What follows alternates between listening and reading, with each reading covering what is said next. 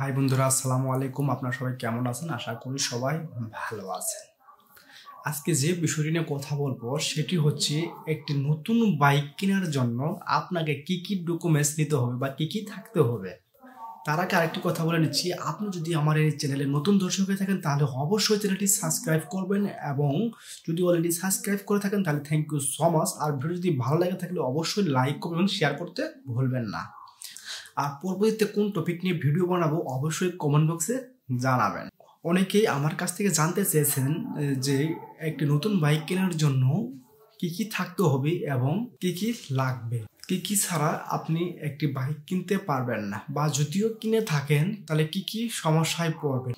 একটি নতুন বাইক কেনার জন্য আপনার কি কি ডকুমেন্টস লাগবে এবং কোথায় গেলে ডকুমেন্টসগুলো পাবেন, এবং কোন ডকুমেন্টসগুলো না থাকলে আপনি একটি বাইক কিনতে পারবেন না, যদিও কিনে থাকেন তাহলে কোন কোন সমস্যায় পড়তে হবে আজকের এই ভিডিওতে জানাবো। একটি নতুন বাইক কেনার জন্য মূলত দুইটি জিনিস থাকলে চলবে।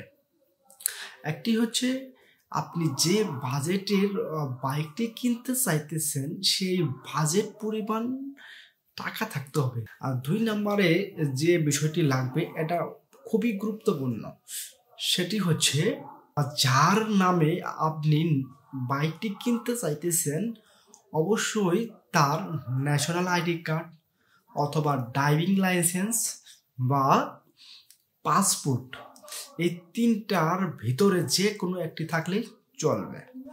ধরুন আপনার কাছে পাসপোর্ট এবং ড্রাইভিং লাইসেন্স একটিও নাই, আপনার কাছে আছে শুধু ন্যাশনাল আইডি কার্ড।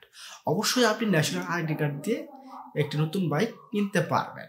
এবার আসুন, ন্যাশনাল আইডি কার্ড কি কাজে লাগবে, কেন আমাদের ন্যাশনাল আইডি কার্ড থাকা লাগবে। অ্যাকচুয়ালি আপনার ন্যাশনাল আইডি কার্ডের নাম অনুসারে আপনার বাইকটি ক্রয় করবেন, কারণ সেই মোটর সাইকেলটি যখন আপনি লাইসেন্স করতে যাবেন সেই সময় আপনার ন্যাশনাল আইডি কার্ডের নামের সাথে মোটর সাইকেলের শোরুম পেপারের থাকা নাম এবং ন্যাশনাল আইডি কার্ডের নাম সেম বা একই থাকতে হবে। যদি দুইটাই এক থাকে তাহলে আপনি লাইসেন্স করতে পারবেন, আর যদি এক না থাকে, যদি আলাদা আলাদা থাকে তাহলে আপনি লাইসেন্স করতে পারবেন না।